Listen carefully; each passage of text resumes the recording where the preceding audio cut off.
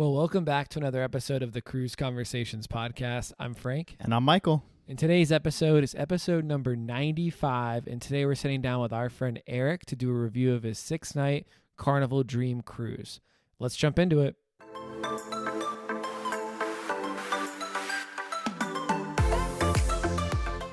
Well, before we get into today's episode, we've got a couple quick updates. Number one, go check out Cruise Conversations podcast on YouTube. We just dropped day 4 on board Icon. We're at St. Kitts. We're doing some snorkeling.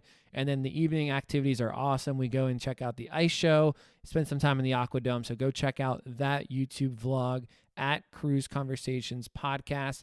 And then also a quick shout out. This week we've been super busy with some of our clients that are booking cruises. So shout out to Lauren, shout out Kyle, Janice, Kaylin. We've been booking so many cruises. We booked World America. We've done Princess. We've been doing a lot of bookings. So just thank you again to all the clients that have been reaching out. And if that's you that you want to book a cruise, let us know. You can reach out at 704-313-8556, or you can fill out the JOT form in the description of this episode, and we'd love to work with you and price out a cruise and make sure you get as much onboard credit and perks as possible.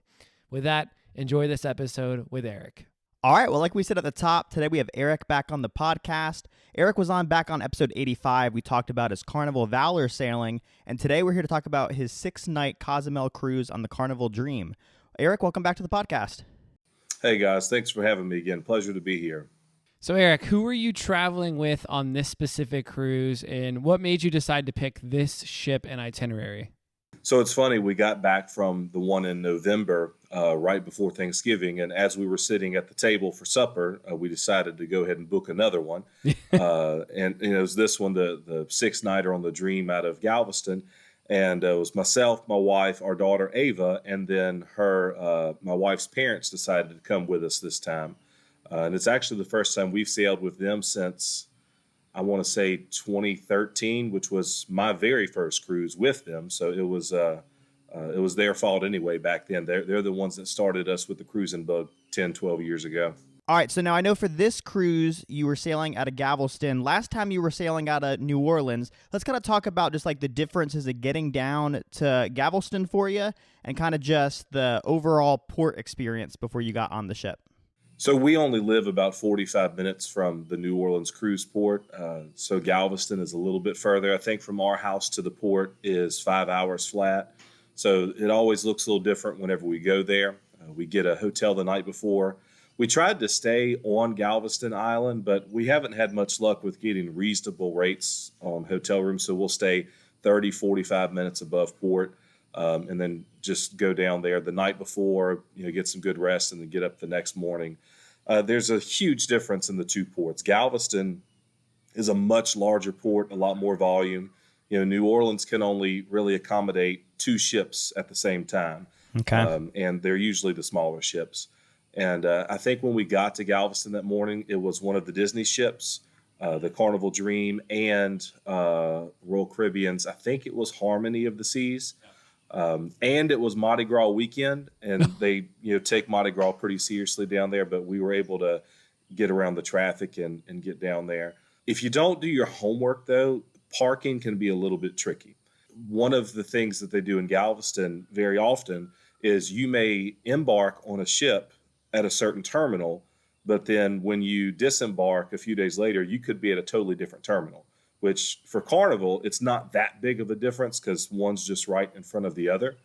But so I did some homework and found out where we would be getting off the ship, and we decided to park in front of that terminal. I think Carnival's terminals, the one that's further west is 28, and then the newer one where the Jubilee is 25. So we actually parked in front of 28, knowing that's where we would get off. So when we got there, it was a little bit of a walk, but it wasn't terrible. And then, we'll talk about disembarkation later, but it really came in handy. Check-in was smooth, not really any problem. One thing that I'm finding, though, with Carnival, especially in Galveston, in your boarding pass, you have your arrival time, and it's like a 30-minute window. So we chose I think it was the 10:30 to 11 arrival time. So we walked in the building at 10:30. Well, apparently we were already late according to Carnival standards because they had already started the line for the 11 o'clock arrivals. And now, but it kind of worked out because instead of sticking us at the end of the line for the 10:30 arrivals, we had Ava with us, our toddler, in a stroller, and they said, okay, well, y'all can just go to the front of the 11 o'clock line. And that, Nice. that worked out really nice because we were able just to run straight through, didn't stop, no issues whatsoever. And then we sat to wait in the waiting area for maybe 15 minutes before they started letting people on. So it was pretty quick, pretty efficient. They're really, really efficient over there. No, that's awesome. It's always good to hear that, you get to the port and it's a smooth experience, because that's really what sets your vacation up at the beginning, right? Like, you don't want to get there and have to deal with chaos when you're going to a vacation. That just isn't, a great experience. So you got on board the ship. What were your first impressions of the Carnival Dream? I mean, you've been on this ship before? Or was this your first time on the Carnival Dream? Yeah, so we sailed on the Dream for the first time in 2014, and then again in 2019 for our honeymoon cruise. So we were familiar with it, but we forgot just how much more decked out the Dream is compared to some of the others. I think this was one of the last ships that Joe Farkas had his hand in as far as design, and you can tell it's one of those things to where every time you go through somewhere, every time you look, you see something else. You see another detail, you see another decoration, and it is an absolutely beautiful ship. All right, so you're on the ship now, Erik. You probably ventured over to your room. What type of room did you book for this sailing? And then after that, what did you end up doing for sail away? So we had a pretty unique room set up this time. We did this on purpose. We knew that we would have Ava with us. And on the Dream class, they have a special category of staterooms called a Deluxe Ocean View.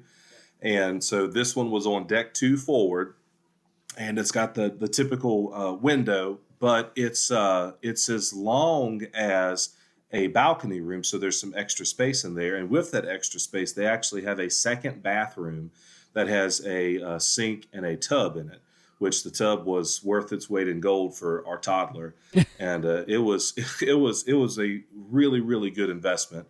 The location was really nice too, being right there on 2. We were a little nervous at first because we'd never stayed down below like that before. But being able to walk up one flight of steps to the lobby, up one flight to the theater, and then just go straight to the back and up for the dining room, that was really convenient.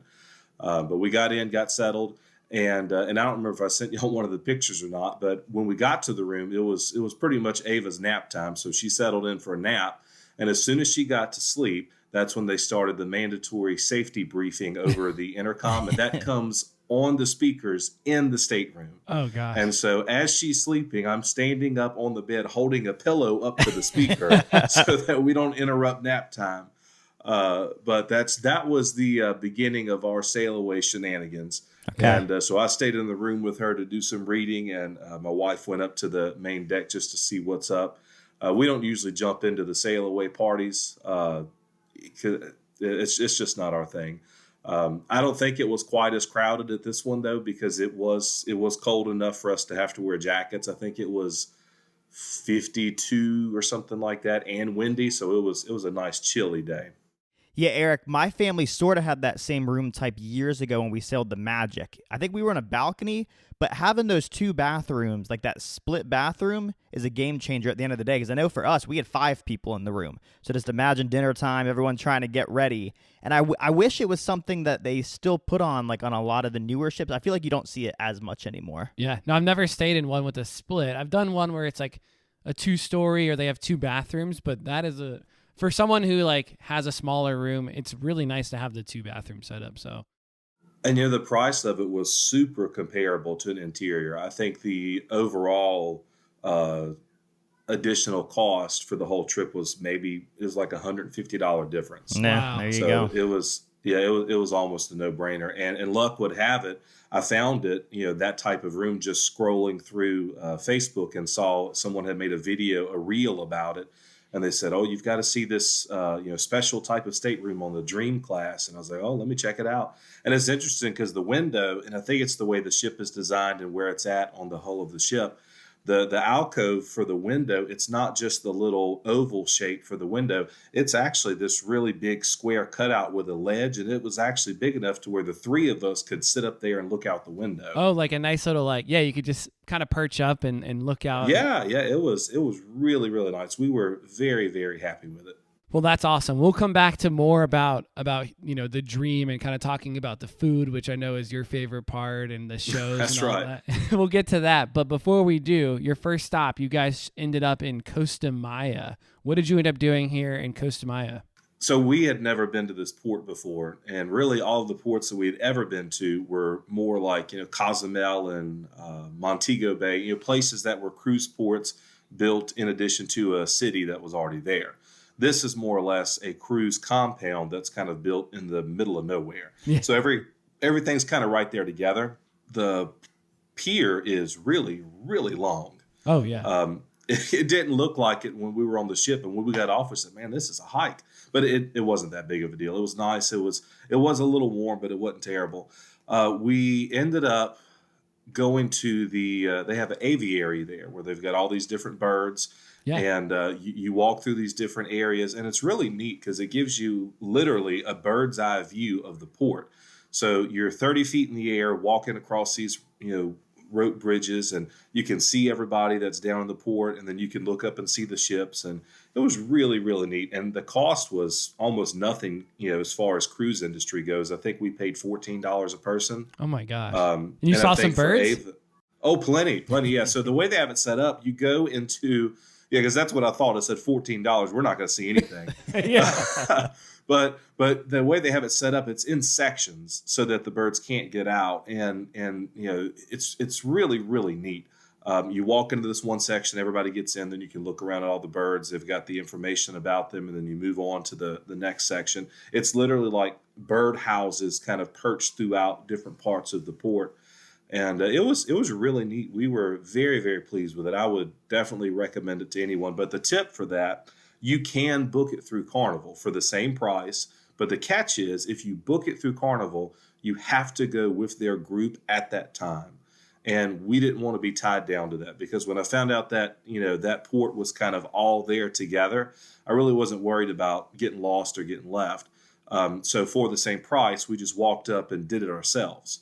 That way we weren't tied to a group with a certain time, because from what I understand, if you book it with them, they even make you get back on the ship with them. So you are stuck with whoever that group is for that time. And we didn't want to commit to that.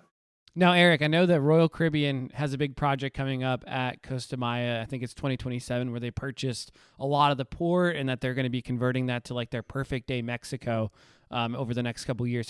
Did you notice any construction or anything going on, or any clearing of trees or anything while you were there, or was it pretty much normal? You didn't see anything off the side? I know the normal port's probably not touched yet, but did you notice anything different or anything like construction, or not yet? No, because I specifically looked for that. When I read about that, it was right around the time that I guess we had booked this one, and I was interested to see what they were doing. But I didn't see anything going on. Now, that was a conversation amongst a lot of people whenever we got there.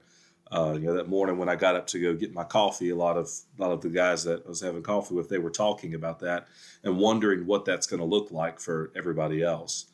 But no, we didn't see any construction. But the highlight for me for this port, and the rest of my family was kind of laughing at me, we were docked up next to the icon of the seas, and this was my first time seeing it in person. Oh, gosh, yeah. And I was blown away. I mean, I knew it's the world's largest. I'm thinking, come on, it really can't be that big. But it is.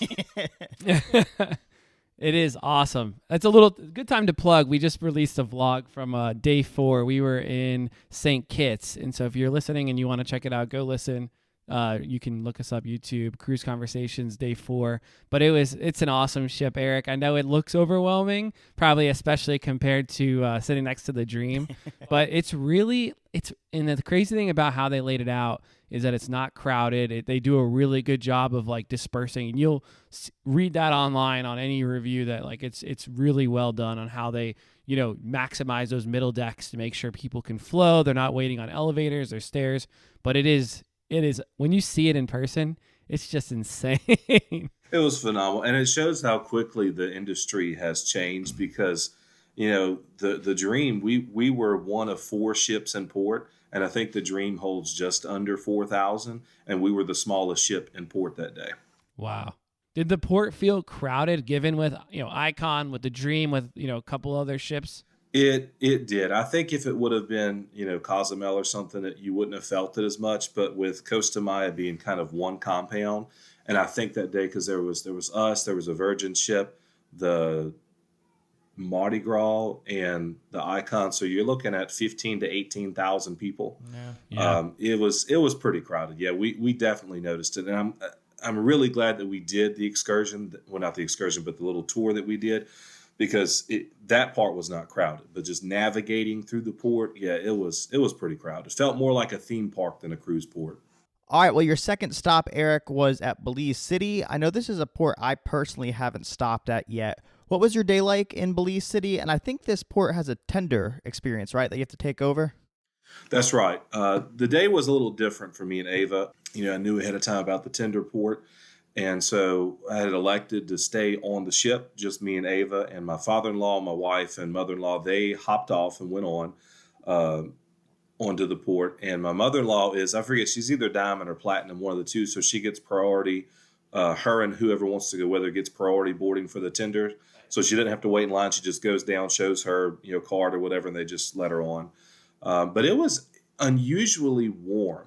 So looking at the weather forecast, Cozumel was supposed to be like 80. I think Costa Maya was 78, but Belize was 96. Oh, wow. For the high that day. Which we're used to that. South Louisiana, we're used to that, but it was incredibly warm. Thankfully, it was breezy. But anyway, all that saying, they got off and they walked around the port a little bit, and there really wasn't any excursions they wanted to do, because all of the excursions in Belize, if you do a ruins tour or anything, it's a 2-hour bus ride one way. So you're carving out pretty much all day riding, then you do about an hour or two tour, then you ride back, and they weren't really wanting to do that. So they found some local guy at the port that was just giving tours out of a rental car. And, my in-laws are very, very well traveled. So they've got kind of the knack for picking out people that are not scam artists. And anyway, the guy just brought them around the port, showed them all the government buildings, restaurants, just kind of gave them a local tour, and they really, really enjoyed it. I think they paid $20 a person, and I think he gave them like a 2-hour tour. Wow. That's incredible. Yeah, yeah. And there was some things, because used to in Belize, I think when the political unrest was kind of at its heightened level, they wouldn't let you out of the port compound. Yeah. But I think they've eased some of that, and they still do have checkpoints, because my father-in-law was telling me there was a couple places where they had to stop, show their identification or whatever. But I think it was just security. But they seem to enjoy it. Now, they said that there's not really a reason that they would want to go back, but they seem happy with it. And then Ava and I got to stay on the ship and pretty much have the whole ship to ourselves. We were kind of surprised, because usually when you do a tender port, there's a lot of people that still stay on the ship. Yeah. But apparently everybody wanted to go to Belize because the ship was empty. We probably saw maybe 100 people throughout the course of the day. So she had the pool, the water slide, whatever she wanted. It was all to herself, and it was absolutely wonderful. I think the other thing that people say they like in Belize City is that cave tubing, the bottoms Yes. up cave tubing that Jeremy was talking about. So if you are listening and you're planning to go to Belize City, that might be a good excursion to check out, since it's pretty unique to Belize City as well. But that's cool. I love the hopping in a car and just hearing it from a local. That's also a really cool. Again, you don't have to fight the crowds, because sometimes you do those excursions that are like the thing to do in that port, and you just are fighting crowds the whole time. So that's a good recommendation there, Erik. I think that was one of the excursions that they were looking at doing, but I think maybe the bus ride turned them off. But again, if you're going and it's a bucket list thing, the bus ride really is not that big of a deal. But with the possibility of bringing a 2.5-year-old, I wasn't looking at any of the bus rides. You know better. Yeah, that's right. That's right. All right, so your last stop on this 6-night cruise on board Carnival Dream was Cozumel. How did you end up spending your day in Cozumel? Yeah, we love Cozumel. I think everybody does. Every cruise that we've ever been on, just because we're either sailing out of Louisiana or Texas, you're going to stop in Cozumel. And so we're super familiar with the port, super comfortable with it. But my in-laws actually had some friends that were down there. They used to own a dive shop here in town in Baton Rouge. And when this couple retired, they still lead scuba dives, and they probably once a month will fly down to Cozumel to lead scuba dives because there's some really, if you're into it, there's some really good scuba diving down there. But anyway, so we walked over to the resort that they were staying at, and it's called, and if you're familiar with the area, you'll know where it's at, but it's called El Cid. And if you leave out of the port, you take a left, and it's a little bit of a walk, maybe a 15, 20-minute walk, but it's away from all of the crowds, all of the tourists, and it's a beautiful little all-inclusive resort. And since we were there visiting guests that were staying, they let us in, and we sat at they've got a huge outdoor covered restaurant that's on the water. You can see the port, you can see all the ships. And we sat there and visited with them for a few hours, ate some guacamole for breakfast, which seems to be my trend when I go to Cozumel, because we get off the ship at 8 o'clock, 8:30, and the only thing that they've really got going is guacamole. So but it was good and extremely cheap, because I think everybody had some Cokes, and I think I know we had like 3 or 4 dishes of guacamole, and the bill was less than $20. Wow. Did you have the Mexican Coke, or I mean, I guess if it's in your yes. So lots of extra sugar in it. Yeah. So it was good. And then on the way back, because we left a few minutes early, Ava was getting a little restless. It was about nap time. And on the way back, we found a couple of local souvenir shops, again, away from the tourists. And we got some really nice souvenirs to bring home for a much, much cheaper price than what you find when you're right there inside the port compound. And then we got back on the ship shortly after lunch, put Ava down for a nap, and kind of like last time when we were in Cozumel, we got to enjoy both parts. We enjoyed the port, and we also enjoyed an empty ship, because when you go to Cozumel, people don't start coming back on the ship until about an hour before push-off time. Yeah, I mean, that sounds like a great day in Cozumel. I mean, one, going to see your friends that were down there and be able to go, just be there at the resort with them sounds like a great time. And then, like you said, being kind of out of the port area and not really dealing with the Cozumel crowd at the end of the day. Yeah, because it was another full port. Every single parking spot at the port was full, and it was all big ships. We saw the big Royal Caribbean ships, and then, of course, we were right next to the Jubilee, the Horizon. So it was a busy, busy port day for Cozumel. Now, I know you just mentioned kind of like your Cozumel days, half of it kind of becomes kind of like a sea day on the ship since a lot of people are off. Let's move into your sea days now. You had 2 full sea days on this sailing. What did your sea days look like? Did you kind of have a plan going into it, or did you just kind of go with the flow? And how were the crowds around the ship? Yeah, one thing I've learned about cruising is I don't plan much. The only thing that I plan is to be sitting down at the supper table when it's time for dinner at night. So it's kind of a go with the flow. I did the first full day on the ship was a sea day, and so I did get up early that morning, grab coffee, and one of my favorite things to do on the ships that we've been on is go to the front. I'll grab coffee, and I think on the Dream it's deck. Let me think. 10 is above the bridge, and then 8, 7, and 6 is below the bridge. So if you go on 10 and go straight to the front, you're actually walking on basically a balcony, a catwalk that is above the bridge, and it sticks over the side of the ship. And so you can see the whole side of the ship. It's always peaceful out there. Go down to 6 and 7, sit out front. That's always my morning time routine. And then once everyone started stirring, we book a table for sea day brunch and go enjoy that. And that was always really nice. And then we just kind of hang around, spent a lot of time at the pool and the water slide, because that was our daughter's favorite thing to do. And on this ship, it's in a good place. It's towards the front. I think it's up on deck 12. So you're right there close to Lido deck if you want to go grab something to eat. And to our surprise, it really wasn't busy up there.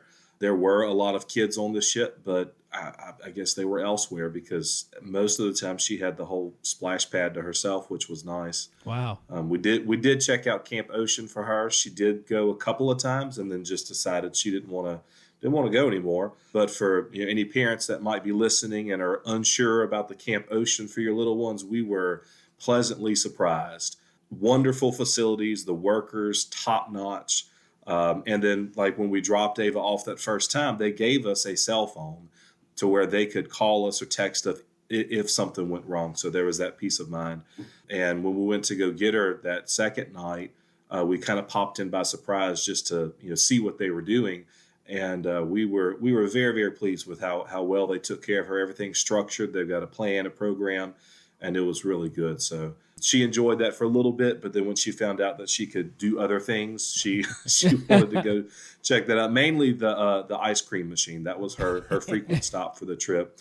I think that one night they closed down the ice cream machine early, and I joked because I told my wife, I said it's because Ava's putting a hurting on their inventory. Yeah.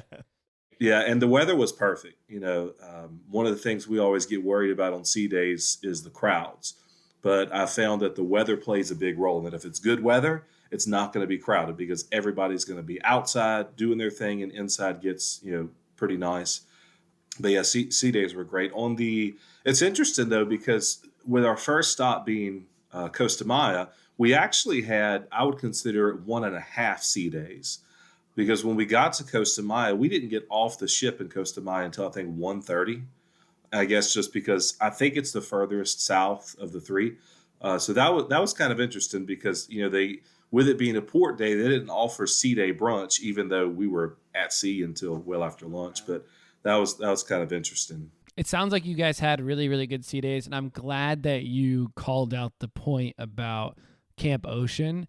I think just amongst our friends and people that are starting to have kids, and there is this hesitation of like, I can't trust, maybe I can't trust the employees on the ship with my children. And at some point, I feel like you just have to kind of let go of that fear of like, hey, you know what? Like, it's going to make my trip a lot better. It's going to make their trip a lot better. It's a really nice thing to have. And the kids, typically, like you said, they end up loving it. They get a lot more attention. They have things specifically for them. And as they grow older, they've got dedicated, I know on Royal, they've got dedicated times for like the flow rider when they're of age to do that. The slides, they'll do like a nighttime slide thing when they're able to do that. So it's pretty cool that they have specific programming that's just for them, where it's like you guys can do your thing, they can do their thing. You can always pop in. You have the cell phone. I think there's a lot of fear about that kids club and just like what goes on. But I think it is something that if there was issues with it, people wouldn't be using it, right? Like it'd be wasted space, if there were major concerns. So I'm glad that you called that out. Let's talk about the food now. So I'm sure you had a lot of different food. You've kind of talked about your sea day brunches. Did you end up experiencing the buffet on board the ship? And if you did, what was your thoughts around that, how it was set up? And then in terms of dining room, did you end up doing just the main dining room or did you add on any specialty dining as well?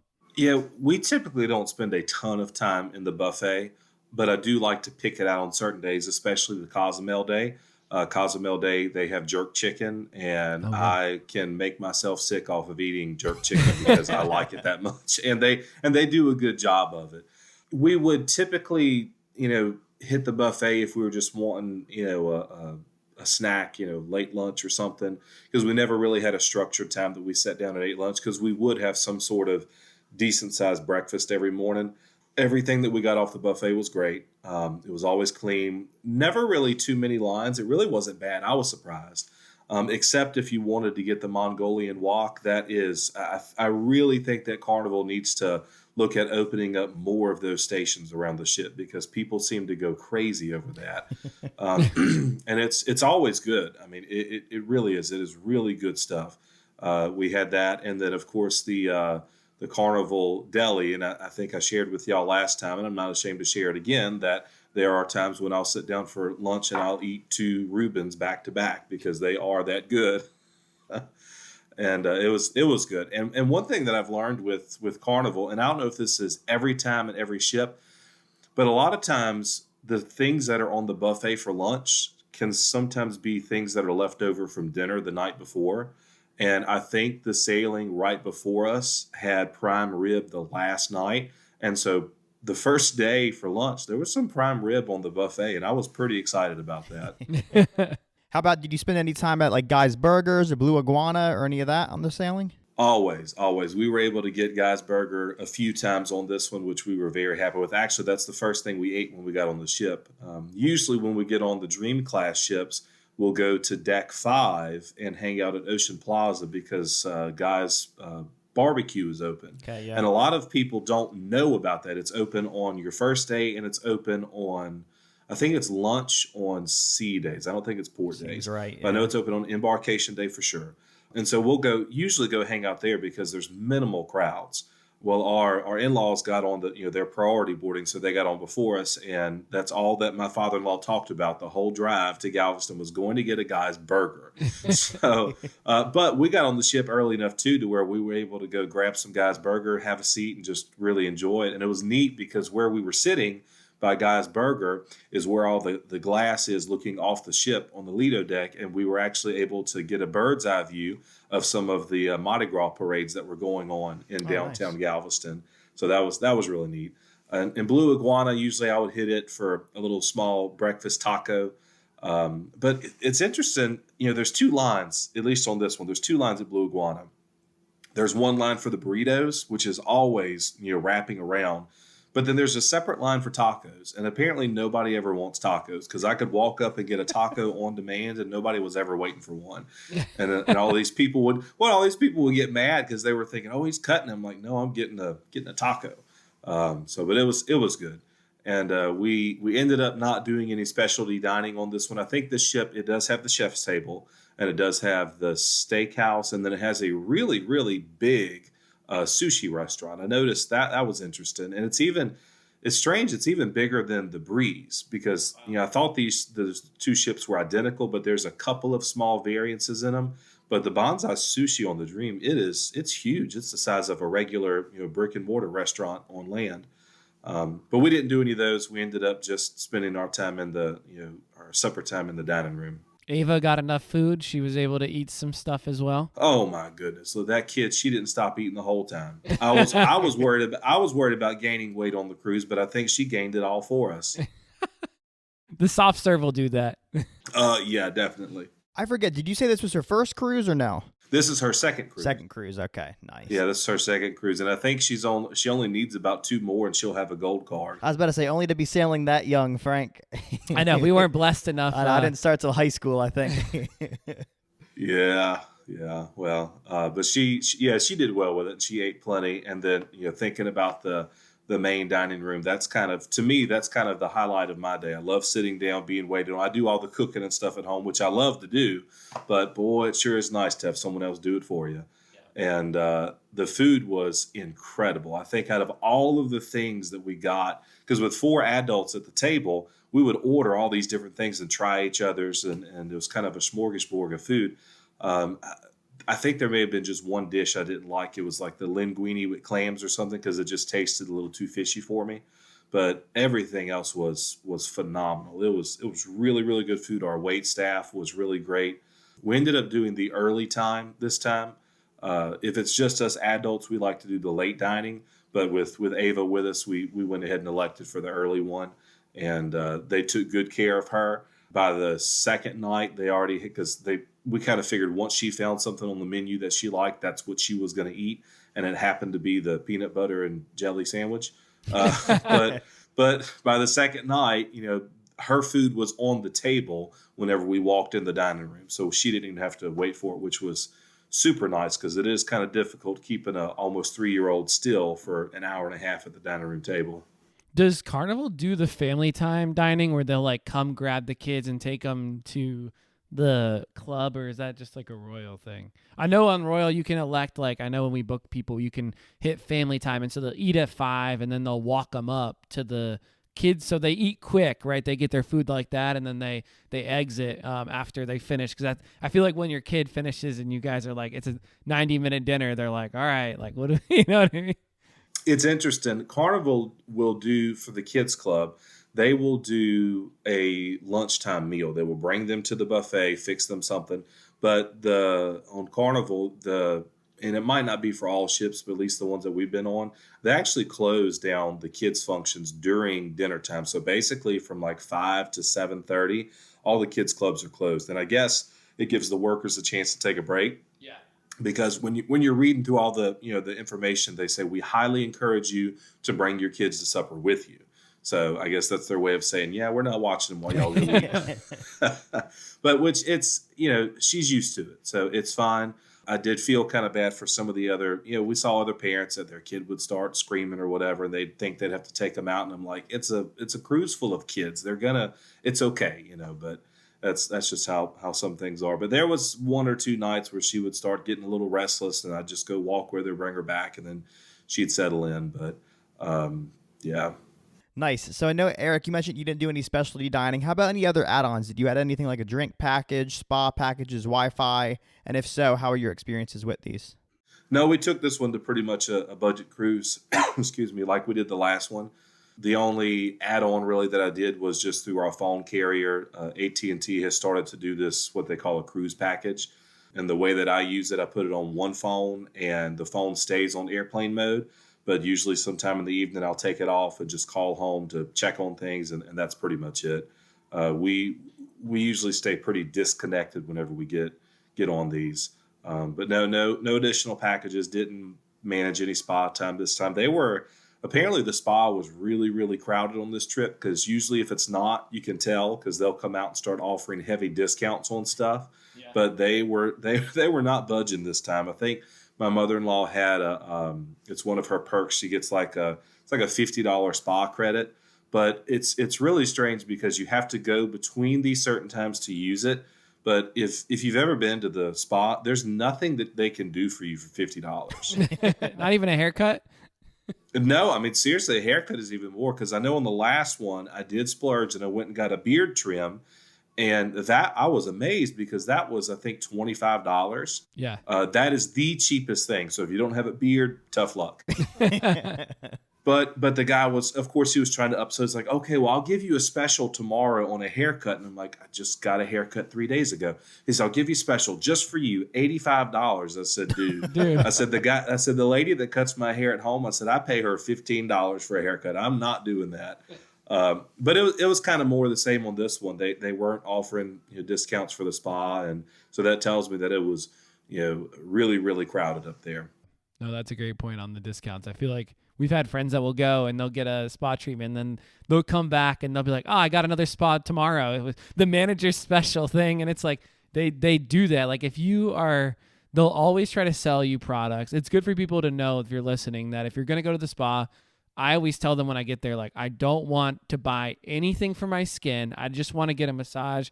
Don't bombard me. But that's like, every cruise line uses the same company for the spa, and they all try to sell you the different products. It's all commission-based sales. So yep. Yeah, just go in there. If you're ever getting a massage, just be like, listen, I'm not buying. My dad doesn't even have hair, and he came back, Eric, and he bought all these conditioners, all these things. They're like, they said my scalp was dry. It's like, dude, just wear a hat. You're like bald.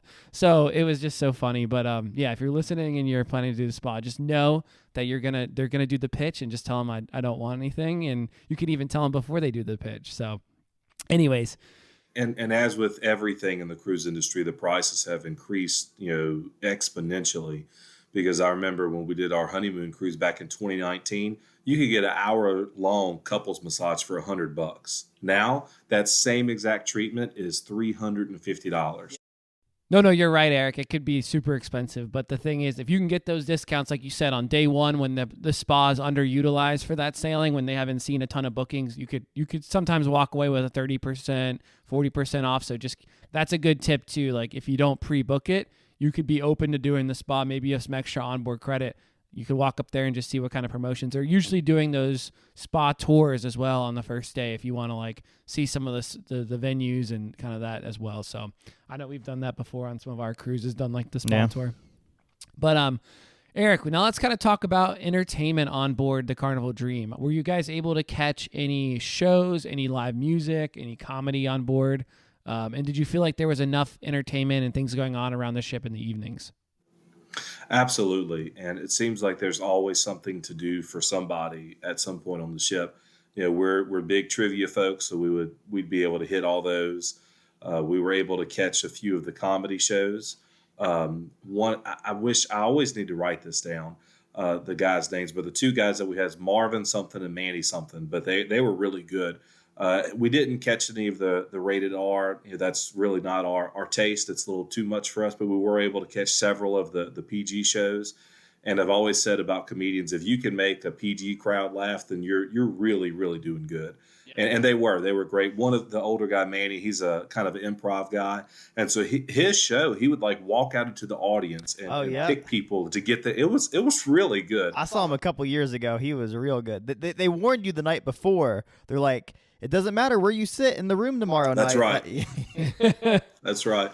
Yeah, and it was really impressive. We really enjoyed that. And one night they actually did a combo show where they brought both of the guys in the main theater, and that was a nice change. And of course, there's live music all over the ship that we would go listen to during the day. I didn't go to any of the playlist productions. I do wish that Carnival would change those out a little more frequently, because like this past year, we've done 3 or 4 cruises in the course of 12 months, so we've seen all of them, and they're good, they're great. But I do wish they had some variety. So anyway, my wife and her mom, they would they'd go to the shows at night, and me and Ava would go catch a movie up by the poolside. And but Paige said that the shows were great as always. I think one night though, she said one of the cast members twisted their ankle or something mid-show. Oh my gosh! And basically had to go like walk it off and excuse me, and come back and finish performing. So she said that was pretty interesting. But yeah, entertainment was great. Always lots of places. I did notice that on this one, compared to the Breeze and the Valor, there's not quite as many venues. On the Valor, they do have an extra stage that's like kind of in the midst of the casino, and then they had the Red Frog pub, which has the stage in there. So the Dream is missing those 2 places, but it's still, there was not a shortage of entertainment whatsoever. How'd you guys do in trivia?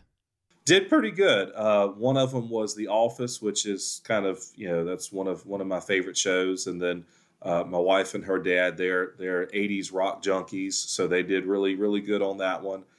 We never did get a piece of the ship or the trophy or whatever it's called, because I think there are some people that maybe take it a little more seriously than us, but we'll get one day, But it was good. We really enjoyed it. Erik, so I know you mentioned, I think this was your 3rd time sailing this ship now. When it comes to the ship layout, is there anything you want to call out here, whether how easy it is to navigate or find venues around the ship? Yeah, it's one of those things that it would probably do, especially first-time cruisers, it would do them some justice to maybe just study some deck plans ahead of time. We're very, very used to this layout, the Dream class, and it's pretty close to the Conquest layout. So there, the Valor and other ships like that. There are some decks that you cannot walk all the way through, so just be aware of that. I know that probably the most common time that people find that is when they're trying to get to the dining room in the back. And this is the case for a lot of ships, that, in front of the dining room, basically between the lobby and the dining room, is the kitchen. And I think typically they really don't want you walking through there. So, that was the convenient thing for us, though. Staying on 2, we could just walk straight to the back of the ship, go up 1 flight of stairs, and we're at the dining room. So that was nice. But we would always find people trying to get to the dining room, and they realized they had to go up and over or down and over. But it's a pretty good layout. We're comfortable with it. We like it. To us, it makes sense. You've got a lot of your main entertainment things are in the middle of the ship, and of course your food venues are all pretty much deck 10, deck 11 towards the back of the ship. So, after just a couple hours of exploring, I think pretty much anyone could get their bearings fairly easy on this ship. No, it sounds like a really great, like you said, layout, and it seems like it's almost like your second home at this point. You're really familiar with it, and you're like, oh yeah, I know my way around this thing, which is really nice to have that, comfortability when you're on board a ship like this. So for me, I know the crew always make or break, maybe not break, but they definitely make a cruise great. How did you feel like the service was on board the Carnival Dream this last sailing? We were brought back to the last couple of times that we did the Dream. So we did the Dream for the first time. It was either 2013 or 2014, I forget. And then we did it again in 2019. Now, those sailings, the Dream was actually based out of New Orleans. And we tremendously missed the Dream being down there, because it was really nice being that close. But every cruise that we've done since then, the crew has been great. But we just kept, thinking back to, okay, there's just something special about the crew on the Dream, and those generalizations were definitely reaffirmed on this cruise. There is something special about the crew on this ship, uh, and I don't know if it's the crew to customer ratio or what it is, but there were a lot of crew members on this ship. Like every time we were either in the Lido or just walking around, at any point you look up, we could see 5 or 6 crew members that were doing something, working, anything, and it was phenomenal. They were top notch, and then of course when you've got a toddler with you, they'll all kind of gravitate to you and make sure that they're doing their part to keep her happy. I think maybe one of the pictures that I had sent y'all was a picture of a crew member with Ava, and that crew member had just given Ava her 3rd ice cream cone of the day. So, but they were all phenomenal, and our stateroom attendant was real attentive. Our dining room wait staff paid attention. We never had to flag them down to get their attention or anything, and the crew was it was top notch. Over the past few weeks, I've been on Facebook giving specific ones, shout outs to John Heald to make sure that he sees them and they get the proper recognition, because they were top notch. Man, that's awesome. I mean, overall, it sounds like it was a great cruise, from the service you had to just your experience on the ship. Now, it had to come to an end, so your 6 nights on the Carnival Dream were over. I know you mentioned at the start there's some stuff you wanted to hit about disembarkation. So how was the disembarkation process? Yeah, this was probably the biggest hiccup that we had the entire trip. And I'm not sure what the solution for it is, because it's kind of inconsistent. In our last cruise, we waited until the very end to get off, and we thought that was helping because we had no lines to wait in. We walked straight off the Valor, went right to the car, got in. But that was not the case on this one, unfortunately. We did have to wait in line for quite a while to get off. I think we were probably standing in line for 20, 30 minutes. They were disembarking at 2 different gangways, but it still didn't seem to help. I think maybe what happened is a lot of people were just not going down at their called time, because with Carnival now, you pick a time a couple nights before in the app, and it's kind of terrible because you're only halfway through the cruise, and then you get a notification in the hub app saying, "Oh, you need to pick your disembarkation time right now." Oh, Eric, on the 3-night cruises, it's like night 1. Oh It's yeah, like you just got on. imagine. It's like, Yeah. Here are your luggage tags.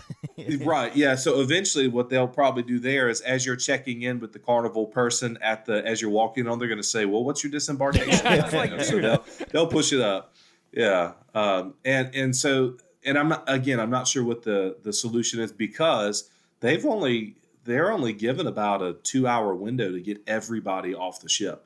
So I can imagine that there's not really a one size fits all for that logistically to fix that.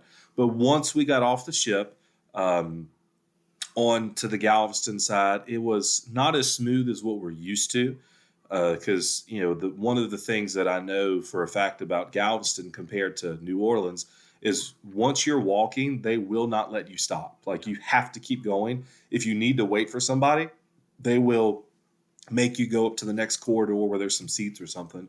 But that wasn't really the case this time. And what we found is, once we got into the line to snake around to check in with customs, there were a lot of people that just didn't have their documentation ready. Um, and so that maybe first time cruisers, maybe first time at Carnival, I don't know. But it was, I don't want to say we got aggravated, because we were still in vacation mode. I try not to get upset about much, especially the going home part. But we had to wait a lot for people that just had to bust open their suitcases, get their documents out, and it's like, there were those of us that had our paperwork ready, and that they could have let us go around, but it was, that was really the only issue that we had getting off. And then once we got off and got out in there, the parking really came in handy. And this is where, if you're cruising out of Galveston, do your homework and see where you're embarking and where the ship is going to debark. Because when you arrive back, especially on a Saturday, the Jubilee gets the Terminal 25, which is the big brand new Carnival terminal down there. And whatever other ships are coming in get Terminal 28. which is why we parked by Terminal 28, because I knew we'd be getting off, we would be rolling our luggage again. And so we walked out of the terminal and we were maybe 100 feet from where we parked. So that part in the end worked out really, really well. And I think the name of the lot that we used was the Express lot, and you book it through the Galveston port parking.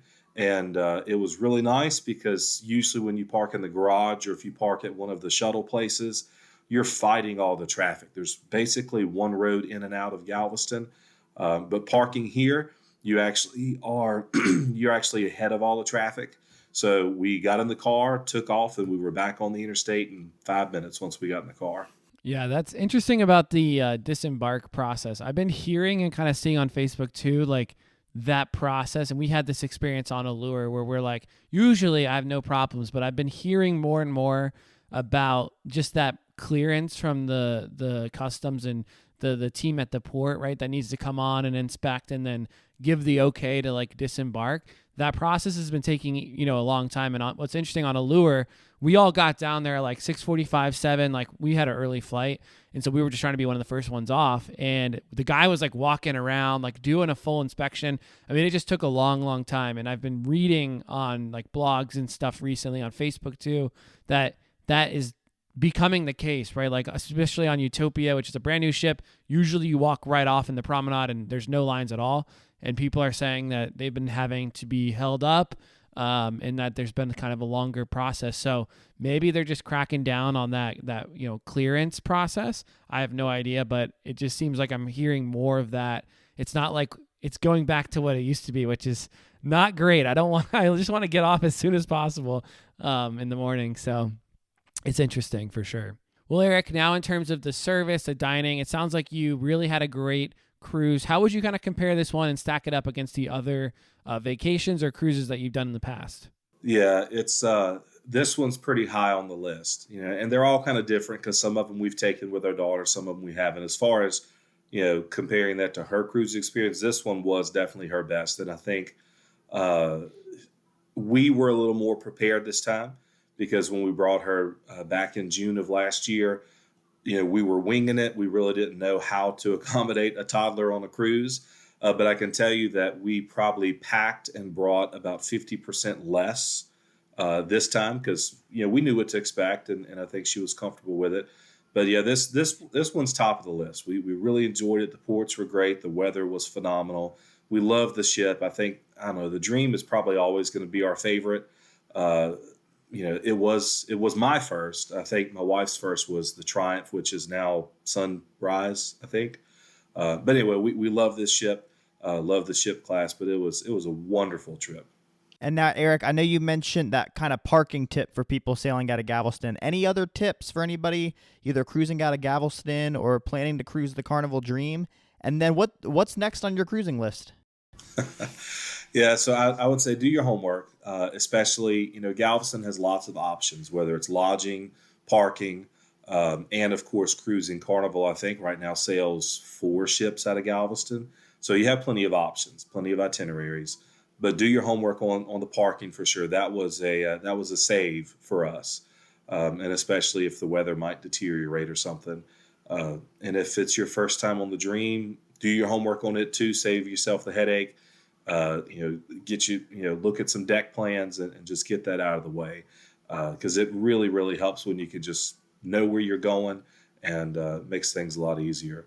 And as far as our future itineraries, I'm sad to say this, we don't currently have anything booked.